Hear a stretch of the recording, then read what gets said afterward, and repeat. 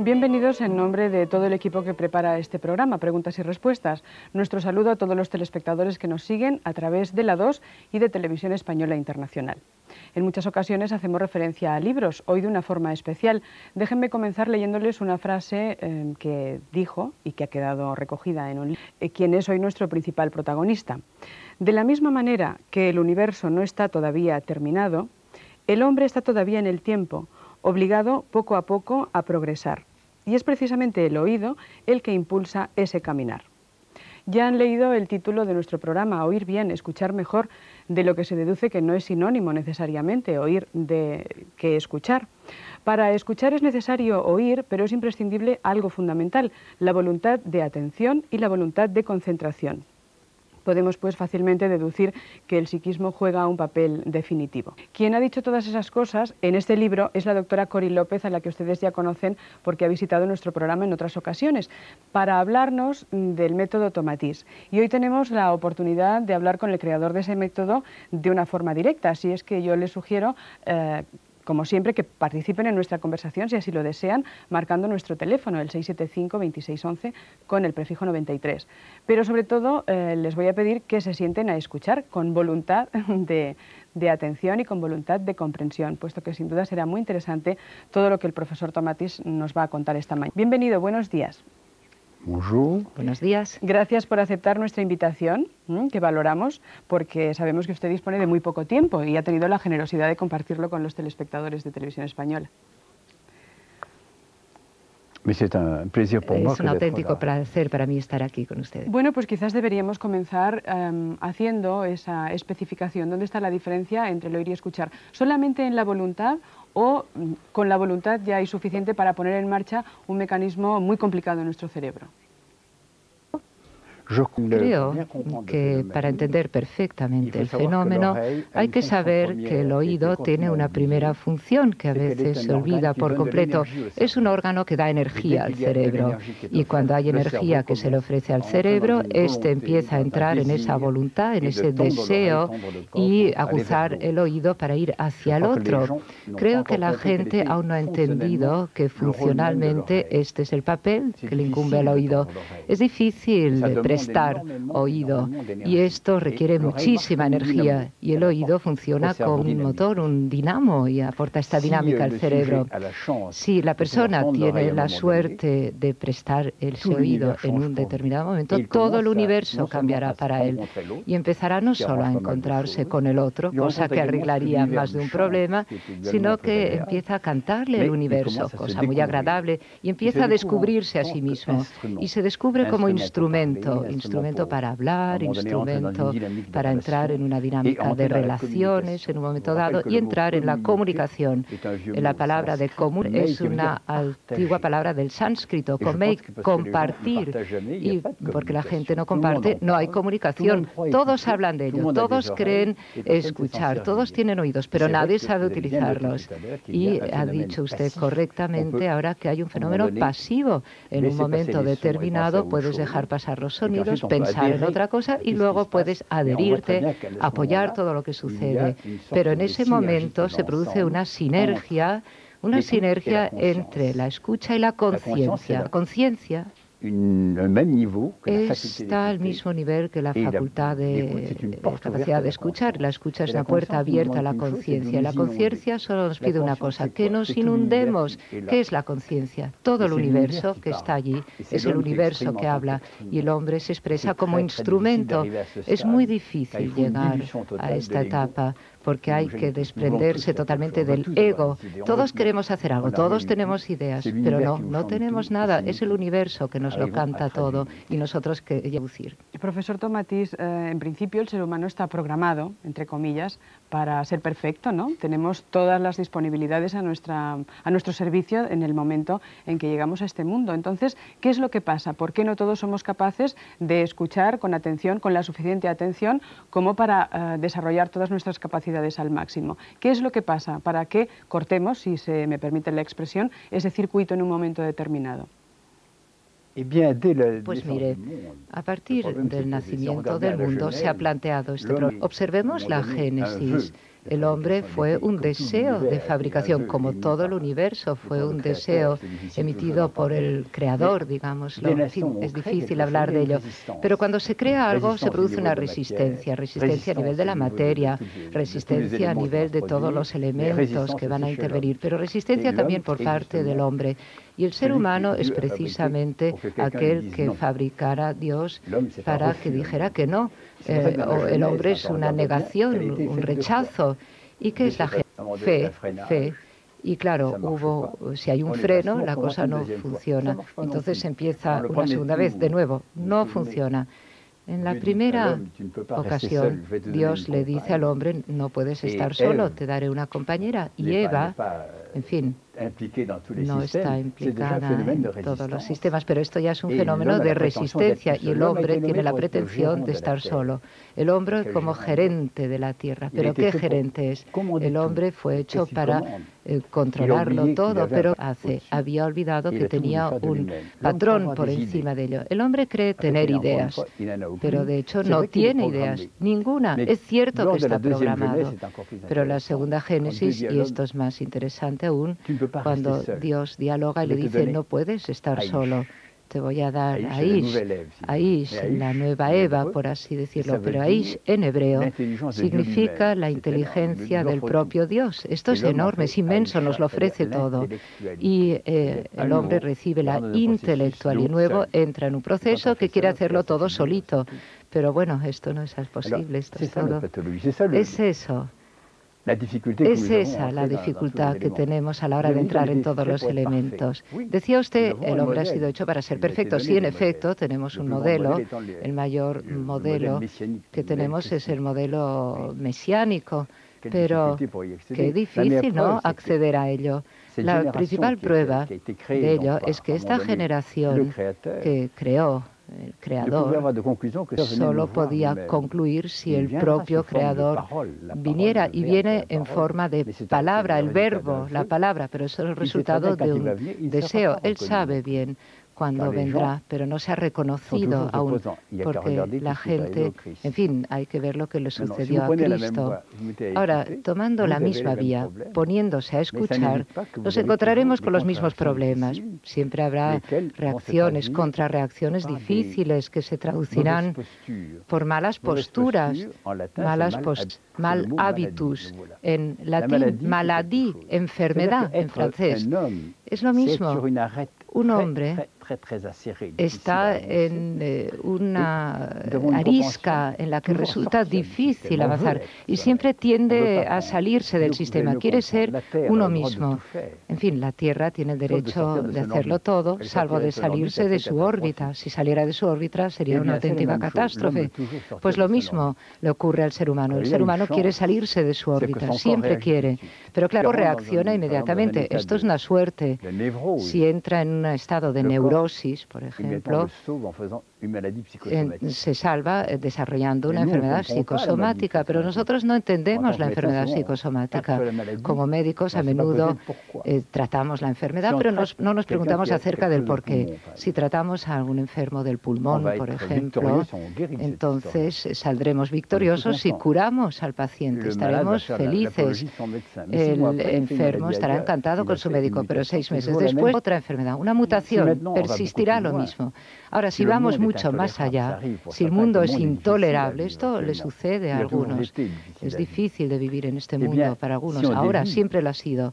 Pues bien, si entrando en el mundo psiquiátrico, en fin, el cuerpo desarrollará un cáncer, por ejemplo. Pues bien, más vale entregar su cuerpo que su alma al diablo, ¿no? Vamos a presentarles de nuevo a que recuerden a la doctora Cori López. Bienvenida, buenos días. Buenos días. Ella es pediatra, aunque también está doctorada en neuropsiquiatría, pero llegó al método Tomatis precisamente desde su experiencia como pediatra, ¿no?, y desde su preocupación porque los niños fueran felices, independientemente de que estuvieran sanos, ¿verdad, doctora? Eso es. Eso es. Yo pienso que el método Tomatis a mí me dio la oportunidad de recuperar esa globalidad del ser humano, del niño en cuestión, porque mi especialidad está en el niño, y considerar que la salud del niño también implica la felicidad del niño y la escucha del niño. Puede aplicar básicamente desde el principio, desde el inicio de la vida, el método Tomatis. Usted trabaja desde hace ya más de 12 años, creo, ¿no? 12 años más o menos. 12 años, sí. Haciendo seguimiento, incluso ya desde antes del nacimiento, ¿no? Desde la gestación de la madre. Y realmente se obtienen, entre comillas, niños diferentes. Pues sí, si después los papás no volvemos a estropear ese don tan precioso que es la escucha, pues sí, vale la pena empezar ya desde esa época tan temprana, o sea, cuando el niño está en el vientre de su madre. ¿Está usted satisfecho, profesor Tomatis, de la implantación de su método, de su sistema de trabajo en España? Hay centros además en Barcelona, en Valencia, Sevilla, Salamanca, Vitoria, Bilbao, Tenerife. ¿Le parece suficiente? No, no es suficiente, nunca lo es. Pero la verdad es que es una situación muy privilegiada la nuestra en España, y la doctora Cori López es la que mejor formada está de todos los 250 centros del mundo, cosa que apreciamos enormemente. La verdad es que halaga porque lleva 12 años dedicada completamente a este método, y desde el punto de vista neurológico conoce a fondo el sistema. Está muy capacitada. Los centros de España tienen una gran fuerza, una gran suerte de tener a Cori López con nosotros. Y claro, ella puede tener los mismos problemas que yo. Es decir, que nos acercamos a esa realidad y resulta difícil, en fin, resulta fácil lo de crear un centro, resulta fácil dar máquinas, por cierto, cada vez más sofisticadas, pero fabricar cabezas es más complicado. Le pedimos, profesor Tomatis, a la doctora López, si le parece, que nos explique cómo se sabe el nivel de escucha de una persona, es decir, cuál es el procedimiento que el profesor Tomatis tiene preparado para que en todo momento un profesional que aplique esta técnica pueda saber hasta qué grado una persona está predispuesta a escuchar. Pues él nos ha ofrecido un test que para mí es una joya, es un test que nos da una información muy importante y que evalúa la capacidad de escucha de una persona. A partir de este test nosotros hacemos una hipótesis de trabajo para resolver el problema de escucha que pueda tener este niño o este adulto. Es a través de un test, el test de escucha que él nos ha ofrecido, y que yo pienso que es de un valor incalculable.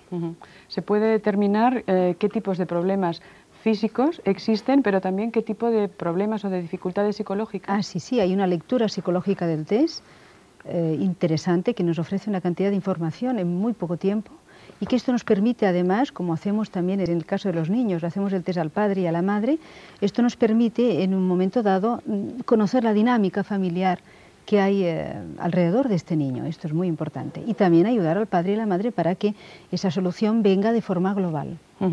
Independientemente de los profesionales que conocen la técnica, de su creador y de una de las profesionales que la aplican, hemos creído interesante presentarles a personas que pudieran aportar su testimonio personal, en este caso como profesionales, como madres y también como personas que han tenido la oportunidad de dar ellas también el método Tomatis.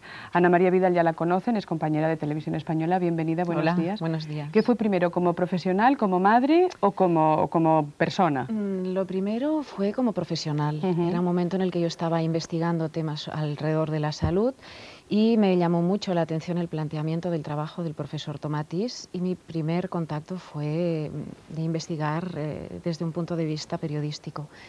Pero paralelamente viví una serie de circunstancias complicadas a nivel familiar.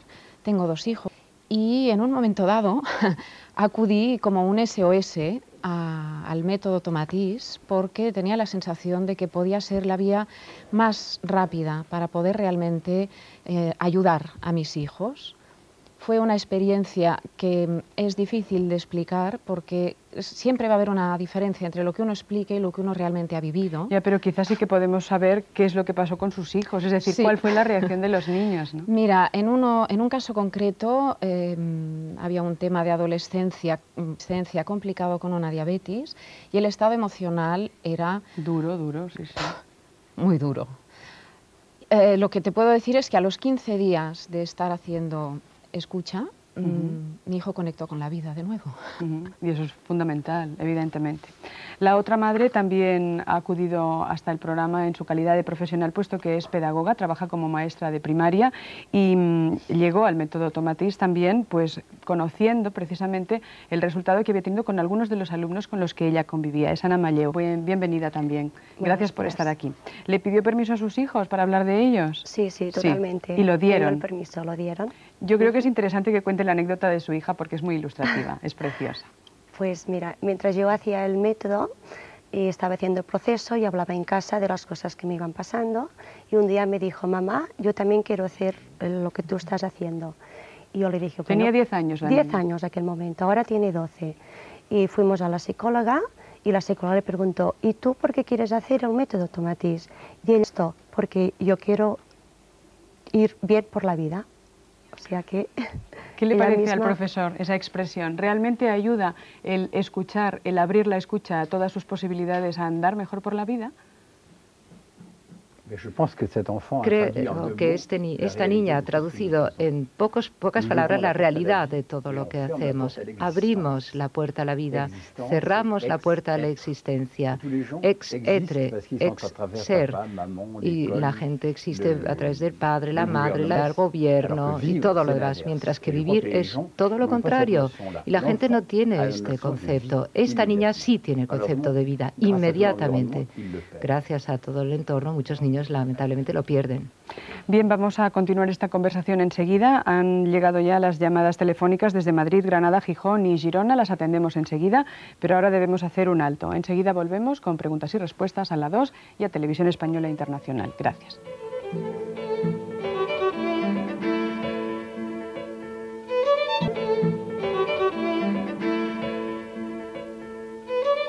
Vamos con las llamadas telefónicas. La primera desde Madrid. Buenos días. Buenos días. ¿Qué tal? Dígame.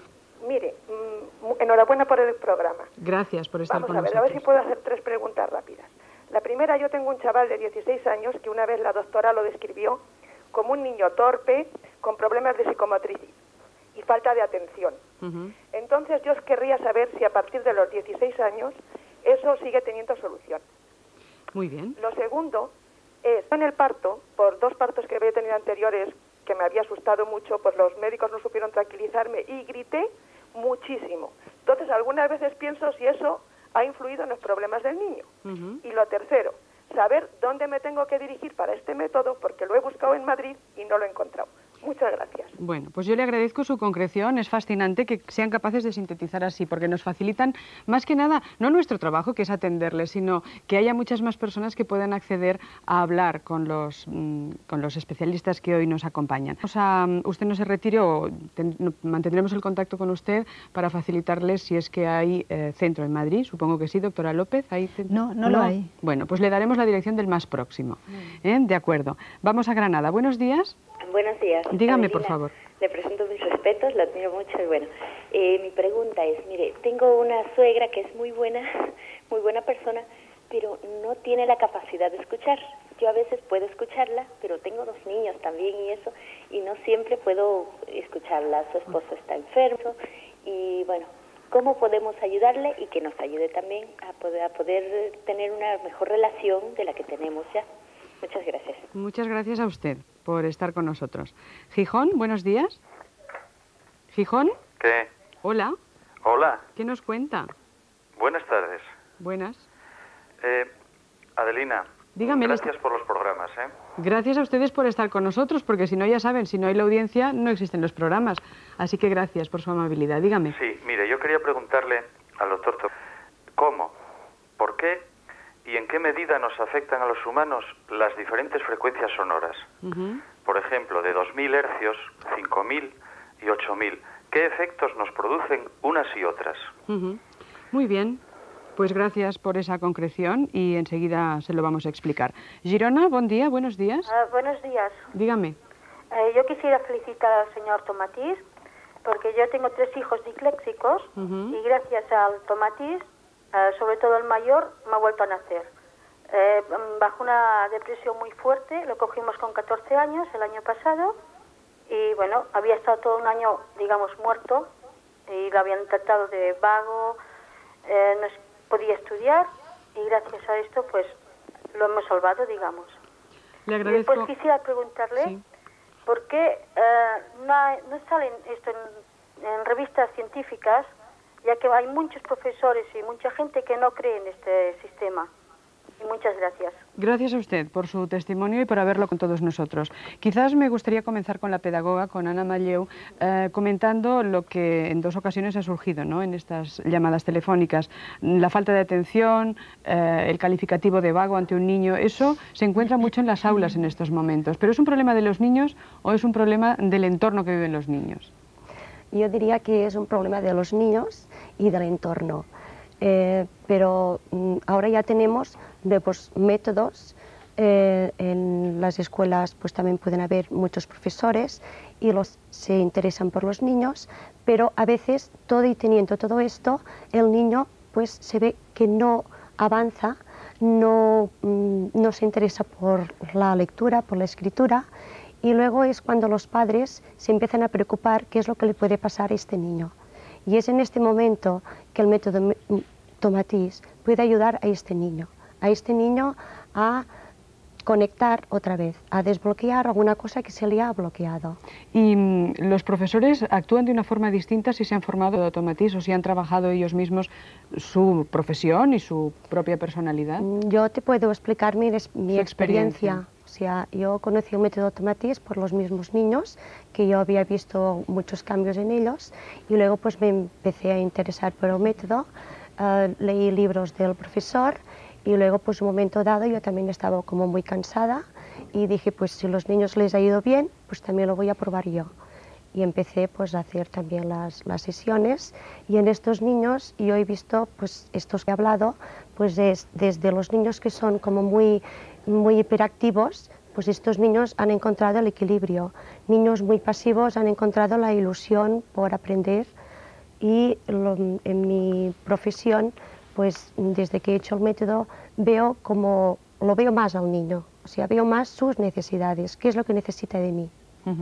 Profesor Tomatis, a los 16 años no es tarde, no es demasiado tarde, ¿verdad? No se es demasiado mayor para intentar conectar esa vida a la que se hizo referencia antes. No, nunca es demasiado tarde, jamás lo es. Pero hay un punto que debo destacar, hay que tenerlo en cuenta. Un niño de 12 a 15, 17, 17 años lo que hace es entrar en oposición, es contestatario. Y suelo referirme a un antiguo proverbio chino que me resulta muy útil, que dice, tu hijo no es tu hijo, es el hijo de su tiempo, de su época. Estamos en un mundo contestatario ahora. Tomemos a un niño de 10 años que no acepta someterse a esta cura, esto va a suponerle un freno. Ahora, si está de acuerdo, si sabemos hablarle, convencerlo, es fácil de inducir todo esto.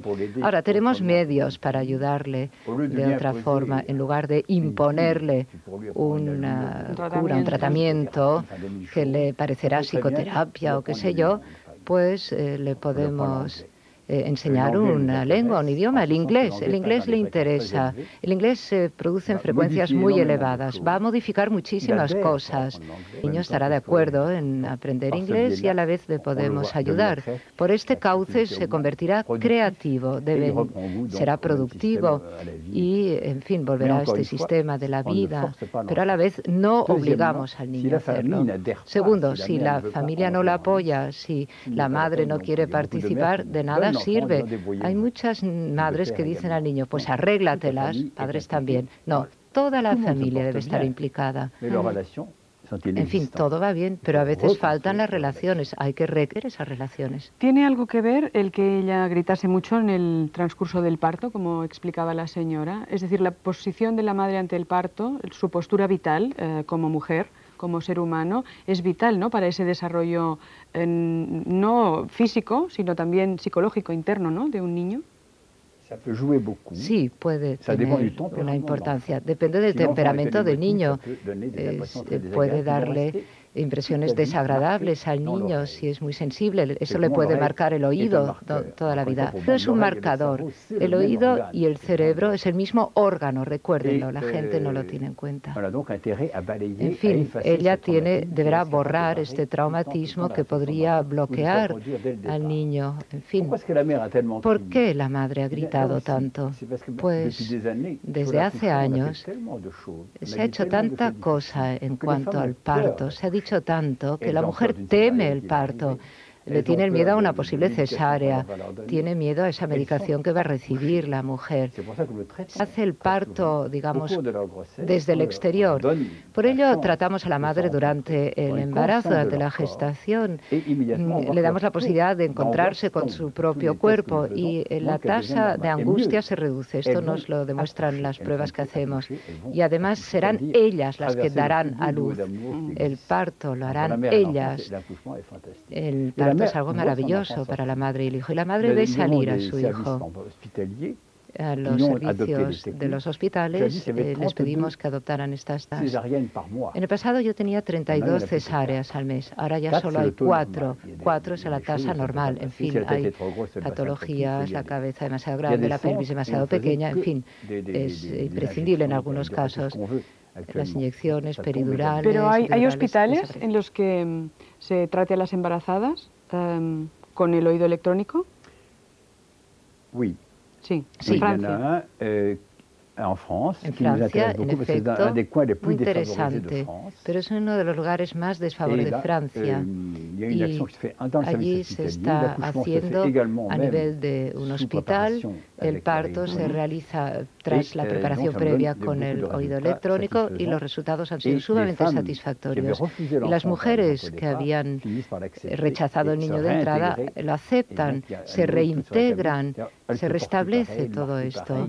En fin, ya no tienen la misma postura, no caminan de la misma forma, y mantienen a su hijo y se renuevan íntegramente. A quienes les interese, pues les comentar, hay muchos libros editados del profesor Tomatís en España, nosotros hemos traído unos cuantos, pero hay uno dedicado precisamente al nacimiento, al embarazo, al nacimiento, que es 9 meses en el paraíso, que supongo que mis compañeros podrán mostrarles a ustedes. La doctora López está muy interesada, independientemente de todas las cuestiones de los niños, también en la repercusión que en el mundo de los adultos tiene la aplicación del método Tomatís. ¿Qué le podríamos explicar a la señora de Granada? ¿Realmente se podrían beneficiar de este método para intentar conseguir una mejor relación con esta persona que es incapaz de escuchar? Claro que sí, yo pienso que es posible. La escucha es algo con la que nacemos y con la que debemos morir. Es decir, que cuando morimos debemos también estar escuchando. Esto no se pierde con la edad y además esta señora mejoraría muchísimo su relación familiar con su suegra. Esto no. Siempre da la risa cuando se habla de las malas relaciones con la suegra, pero es algo muy serio. Claro que sí. Nosotros hemos dedicado programas y realmente son fascinantes. Sí. Señora Vidal, ¿usted cree que la gente está dispuesta a escucharlo y a aceptarlo, todo esto? Lo digo porque ya que la señora de Girona lo proponía, dice, ¿cómo es que las revistas científicas no publican este tipo de conocimientos? Me planteas un interrogante muy difícil, ¿eh? No sé realmente por qué nos cuesta tanto abrirnos a la escucha. No sé por qué nos cuesta tanto madurar, crecer como individuos. ¿Nos dará miedo quizá, no? Seguro que sí, pero lo que hay al otro lado de este miedo vale la pena, es la vida con mayúsculas. Entonces, no tengo una respuesta real a esto. De todas formas, confío en que dentro de cada individuo hay una semilla, hay algo que sabe que todo eso existe y llega un momento, las mismas situaciones de la vida te hacen optar y cuando realmente estás en una situación así, vienen elementos que te permiten coger el hilo y empezar a plantearte cosas de otra manera. Para mí hay mucha esperanza de todas formas. Nosotros hemos colocado aquí a un niño con sus auriculares, simbolizando un poco el trabajo que se realiza, ¿no?, cuando uno está sometido a ese proceso de aprendizaje. A mí me gustaría que comentáramos lo de las frecuencias sonoras, profesor Tomatís, ya que lo pedían desde Gijón, y además me gustaría que comentásemos lo de la música. El oír es algo innato en todos nosotros que perdemos en algún momento determinado por alguna razón determinada. Unos no, pero casi todos sí. Entonces, hablemos de las frecuencias sonoras, si quiere en puro y si no, acopladas a la música, ¿no?, como usted prefiera. Pues de todo, hablaré de todo. El oído humano oye de 16 a 16.000 periodos de graves a agudos. Y no hay diferencias, no el oído es el mismo, negro, blanco, amarillo, en fin.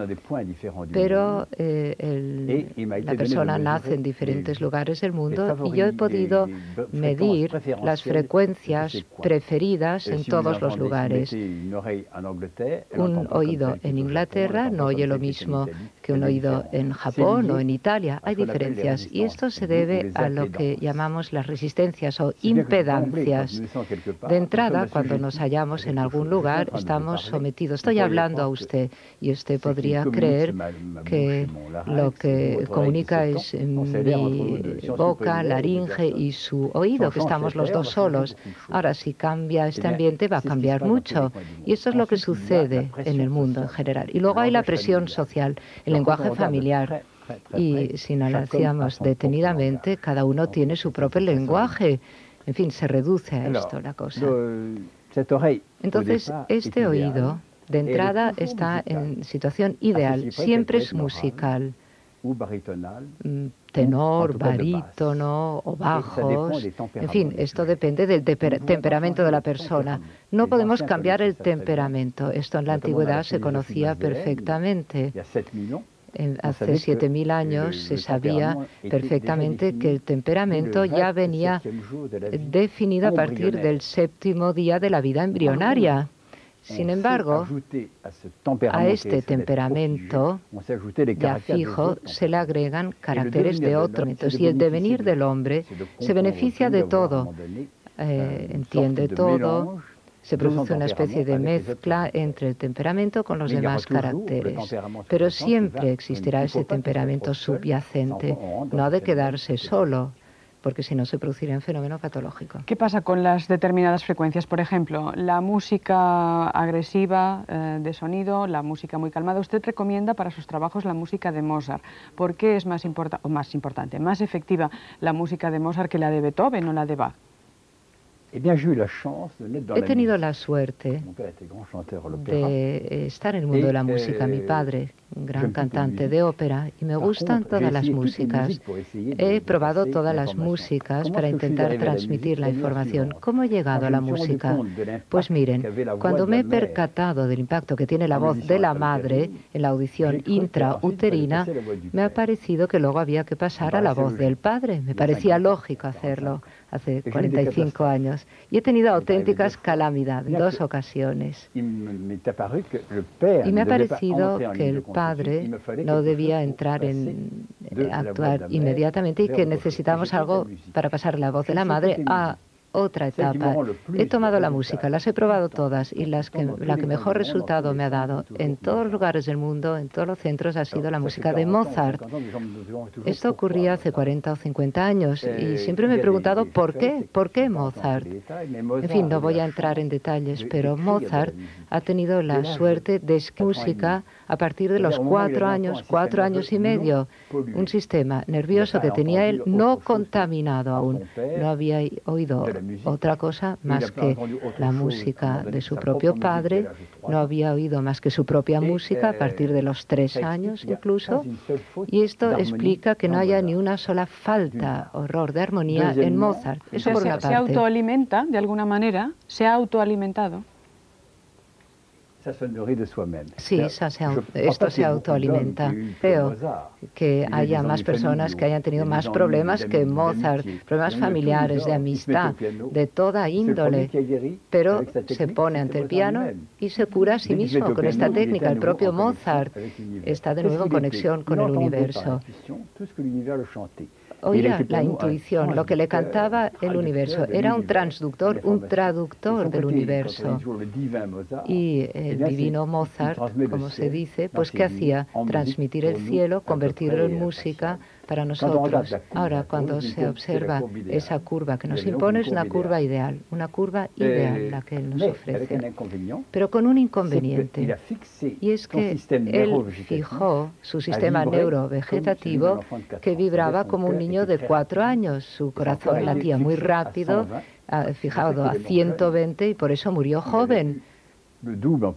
Vivió poco pues mejor vivir poco y haber hecho la obra que él hizo, o vivir 150 años y no producir nada. ¿Podemos deducir entonces que una música hecha sonar para que un niño la escuche en un momento determinado puede perjudicarle, según qué música sea? Por ejemplo, todas estas músicas que ahora están tan de moda, que llevan un ritmo, una velocidad que es justamente el doble que el ritmo que tiene nuestro corazón. ¿Eso es perjudicial para un niño o para un ser adulto? Pues sí, no se le puede imponer sistemáticamente al sistema neurovegetativo unos ritmos que no convienen. En Alemania se han hecho grandes experiencias. En fin, en esos grandes macroconciertos, pues muchos acaban en el hospital. Incluso hay crisis cardíacas que se producen. Ahora, la intensidad te rompe el oído, y romper el oído, es decir, que rompe algo donde más sensibles somos. Ya no podríamos tener creatividad, ya no podemos aguantar bien, no podemos vivir realmente. Y este sonido es más tóxico que la droga. Y viceversa, esas músicas se presentan como la panacea del relax, esas músicas llamadas New Age, ¿realmente aportan tanto beneficio a nuestro organismo? Pues sí, pero creo que hay que dejar muy claro lo que es música. El término de música engloba muchas cosas, ¿no? Hay experiencias sonoras, hay otros elementos que no son música propiamente dicha. En la música actual, con ese boom boom que se está haciendo, pues aún no sabemos cuál será la consecuencia. Claro que habrá música bella, el tiempo discriminará. En mi juventud había jazz por doquier. Ahora, cuesta un poco más. Gracias a mi edad veo las consecuencias y mucho de este jazz ha desaparecido. Esto no es cierto en Mozart. Ha habido un Mozart fabuloso, y lo que es interesante cuando se observa a Mozart, creo que allí está la clave. Al interior siempre hay un ritmo, 5 milisegundos, ritmo de su corazón, ritmo de su respiración. Hay un libro del profesor Tomatís, El fracaso escolar, y da las suficientes pistas para que los pedagogos, los profesores, se pongan en marcha para mirar con otros ojos a los niños que hacen faltas de ortografía, que no son capaces de retener las leyes de las matemáticas, etcétera, etcétera. Bueno, yo siempre he pensado que el nombre fracaso escolar, para un maestro, pues lo debe tomar así como que lo están atacando. Pero yo creo plantearse qué fracaso es este, ¿no? Pero yo lo leí y es todo el contrario.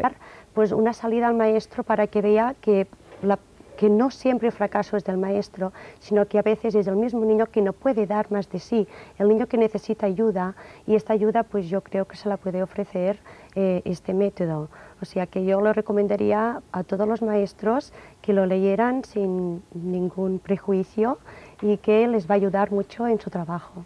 Las madres que tienen hijos adolescentes sufren mucho con la agresividad, que a esa edad de oposición, como nos decía el profesor Tomatís, surge, ¿no?, contra todo, prácticamente todo. Hay una nueva manera de ver y de valorar la agresividad y sobre todo de transformarla en algo creativo a través del trabajo con el método Tomatís. Esa es mi experiencia. Te he comentado antes que mi hijo volvió a conectar con la vida, pero eso quiere decir que hay una apertura a su entorno, a las relaciones, a implicarse en actividades creativas. Tengo otra hija que en estos momentos tiene 8 años, también ha pasado sus momentos críticos, y también a través de las sesiones de escucha palpas y vives y compartes cómo todo eso se transforma, cómo la vida se armoniza de alguna forma. Entonces, para mí está muy claro que realmente el hecho de tener acceso al método abre muchas puertas, y si tú aprovechas ese momento es un impulso para que el movimiento siga y para que la vida siga fluyendo. A mí me gustaría que la doctora López, en estos últimos minutos que nos quedan, dedicara un poco de su conversación y de su experiencia a un colectivo que es minoritario en nuestro país, pero que tiene muchos problemas porque en muchas ocasiones un diagnóstico concreto pues no facilita demasiado las cosas a los padres que tienen un niño autista. Me refería a los niños autistas. ¿Se puede trabajar con ellos a partir del test de escucha y del oído electrónico del profesor Tomatís? Sí, evidentemente sí. El problema del niño autista es el diagnóstico. El diagnóstico es difícil y además hay niños que llevan la etiqueta de autistas y que no son autistas. Pero si un niño realmente es autista, con el método Tomatís se le puede devolver la vida, así de claro, la vida. Es un niño que, en función de su temperamento, ha decidido no escuchar. Yo pienso que un niño Tomatís 100%. Es que es el extremo, ¿no? Podríamos decir, o la demostración... La no escucha pasada al extremo, el extremo. Se pueden dar resultados muy positivos, es decir, se puede intentar eliminar ese diagnóstico. Hay niños autistas que han vuelto a mantener relaciones normales con su entorno, con sus padres, con sus amigos. Pues sí, tenemos casos de esta índole, pero intentamos ponerle al fracaso, porque aún resta mucho por hacer en cuanto al autismo. Nos faltan algunos elementos. Dentro de algunos meses tendremos la llave, la clave electrónica que nos permitirá corregir estas cosas. Pero afortunadamente, en fin, lamentablemente no todo se cura de buenas a primeras. Y claro, esto hace avanzar la investigación, pero es una investigación permanente la que se realiza. Y el autismo, para mí, es un elemento obvio, es evidente, es alguien que se cierra a la escucha como persona. Y el mundo se convierte ahora en autista realmente. Tenemos aquí una pequeña muestra de libros, no están todos los publicados, hemos nombrado El fracaso escolar, 9 meses en el paraíso, existe también El oído y el lenguaje, y en vías de publicación, el último, Escuchar el universo, que no sé cuánto tiempo falta para que esté en español, doctora. Esperemos que falte muy poco tiempo. Muy poquito.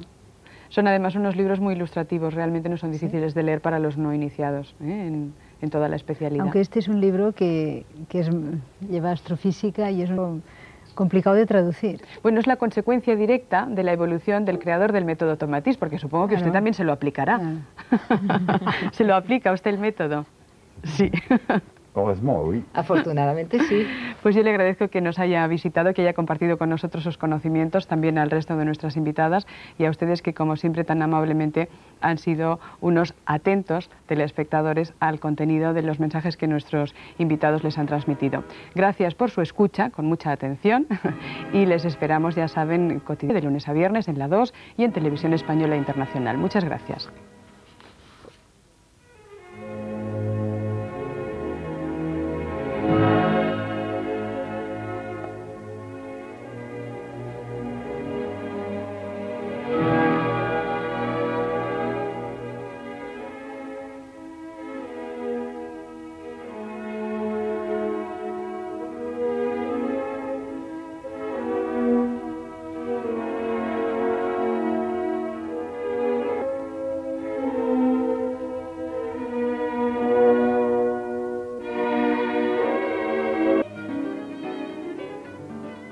Bienvenidos a Preguntas y Respuestas. Como les decía Irene Mir hace unos momentos, el viernes les ofreceremos nuestro último programa. Comenzamos pues esta semana, que es la última, para comunicarnos con todos ustedes. Y ustedes saben que precisamente el hecho de estar y de sentirse vivo, pues se mide precisamente por esa capacidad de comunicación.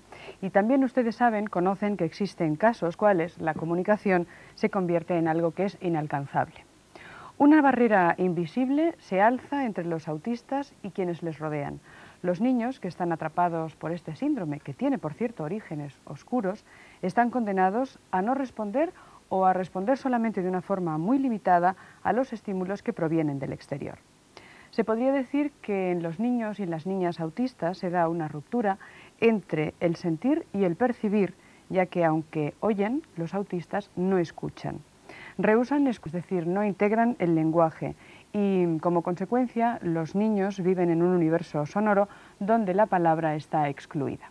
Esta explicación que nosotros les hemos dado para comenzar este programa, que hemos querido titular Lejos de los demás, proviene de las conclusiones a las que ha llegado el doctor Tomatís, cuyo método ya ha sido protagonista en algún otro programa de esta serie de preguntas y respuestas, y que, aplicado al autismo, como les indicábamos en aquella ocasión, puede ser de notable ayuda.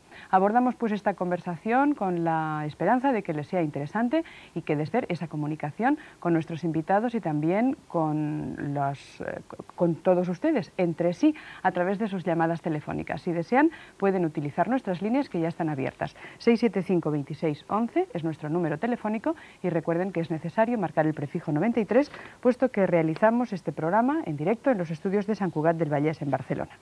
Doctor Tomatís, bienvenido, buenos días. Bonjour. Buenos días. Estamos encantados de recibirle de nuevo ya que su conversación anterior fue muy apreciada por los telespectadores que han establecido comunicación con nosotros para conocer más a fondo su sistema de trabajo.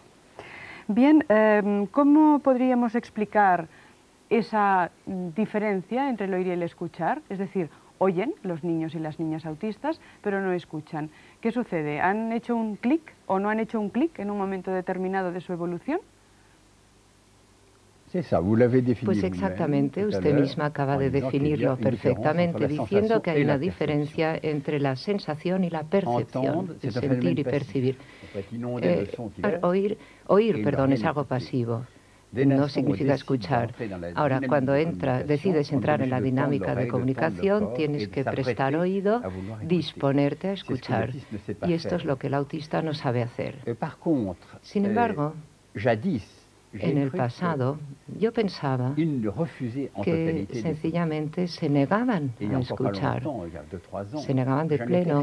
Y hace 2 o 3 años, pues eso es lo que yo pensaba. Pensaba que había una ruptura definitiva y que el autista no quería oír. Pero hemos tenido algunos resultados.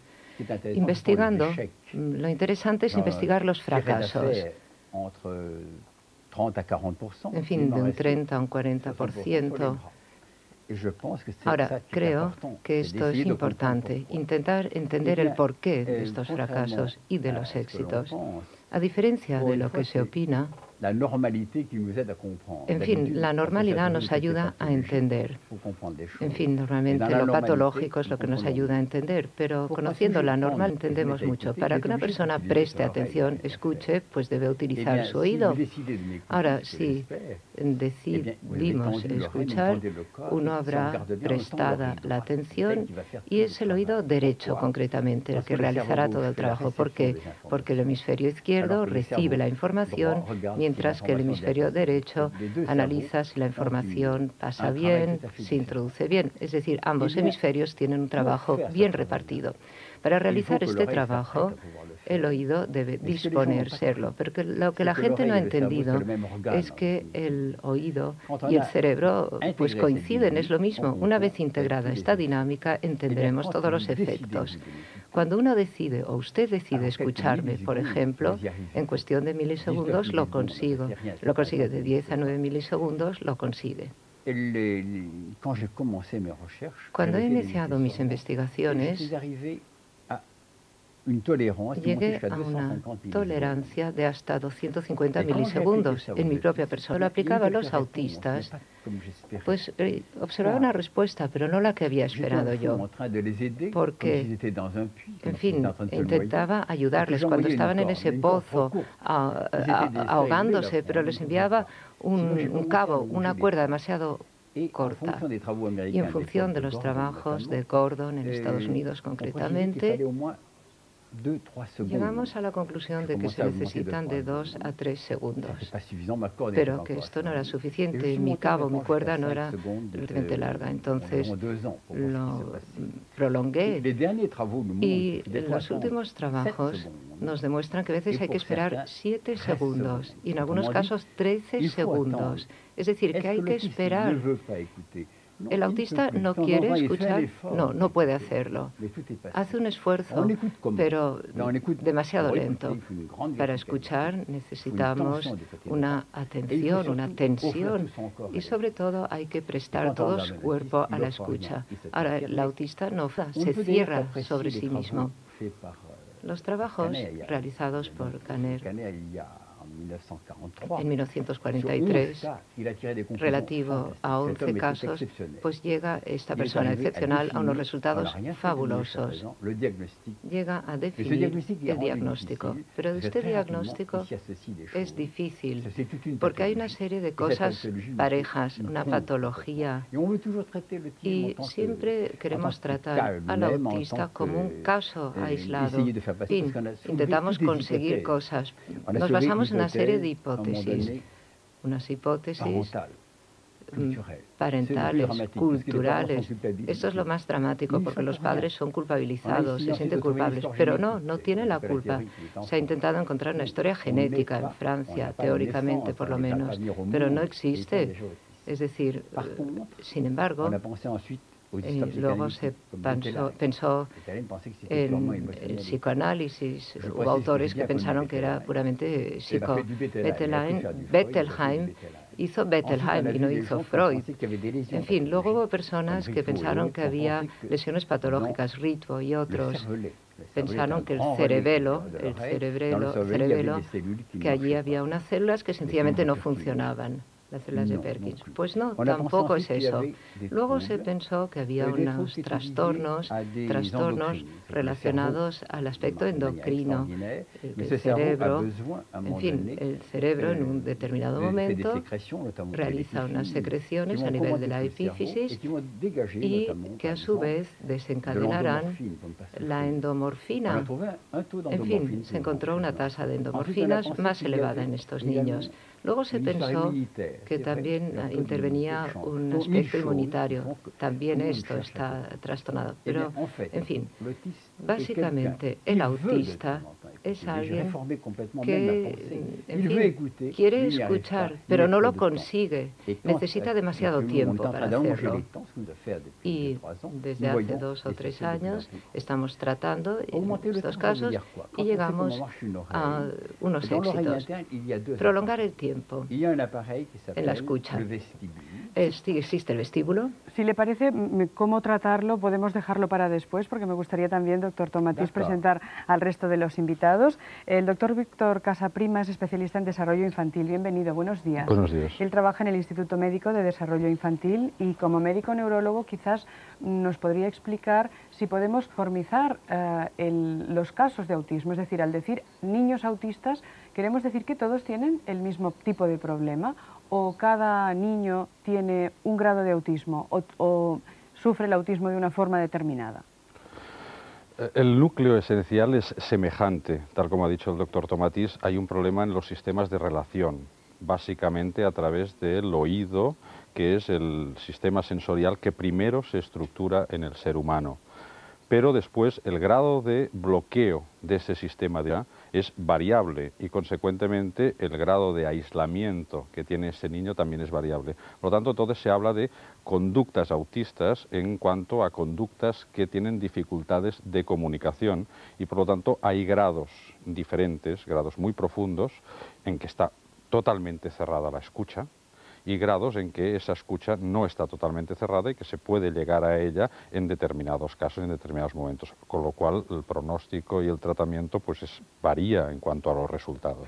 ¿Es fácilmente detectable, doctor Casaprima? Porque quizás en los primeros años de vida puede pasar desapercibido. No ¿verdad? es fácilmente detectable porque, tal como decía el profesor Tomatís, pruebas diagnósticas al respecto desde un punto de vista orgánico, metabólico, genético, etcétera, no han dado resultados y nos tenemos que basar enormemente en la observación, en el mecanismo de respuesta, cómo este niño cuando llega, cuando nace, empieza a establecer el vínculo de relación con su entorno.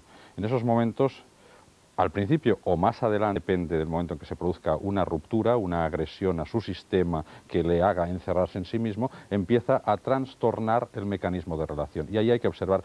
Hay datos, algunos muy significativos, que describen muchos autores, como es el tema de la sonrisa.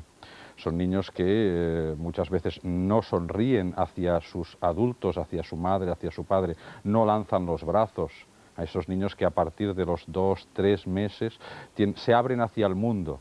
Empiezan a abrirse, empiezan a abrir los ojos, empiezan a mirar y empiezan a extender sus brazos diciéndonos o transmitiéndonos ese deseo de comunicación. Esto en casos importantes no lo hacen ya o lo demoran o este proceso está retrasado. Pero sobre todo es el sistema de relación el que tenemos que observar como el más afectado. De todas formas, doctor Casaprima, independientemente de que el núcleo que da la pista sería ese mundo de relación con el exterior, el hecho de tener esa interrupción en el proceso de escucha significa también algo más o algún otro tipo de deterioro en la evolución del niño como conjunto. Sí. Al estar afectado el sistema de relación, en que la escucha es uno de los elementos importantes, todo el factor de aprendizaje y de desarrollo se ve limitado o deteriorado. Este niño no puede gozar, no puede integrar las experiencias de la misma forma que los demás.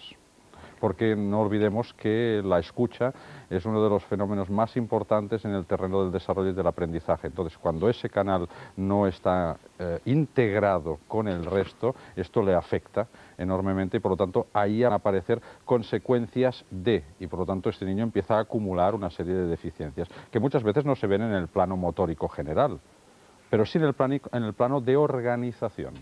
¿Cuál es el futuro de los niños autistas, doctor? Porque claro, hablamos siempre de niños autistas, muy pocas veces nos planteamos qué pasa con los adultos. Depende de que si se ha conseguido que a través de un tratamiento eficaz consigamos establecer de nuevo una comunicación, una vinculación con este medio y que pueda volver a coger el camino del desarrollo normal.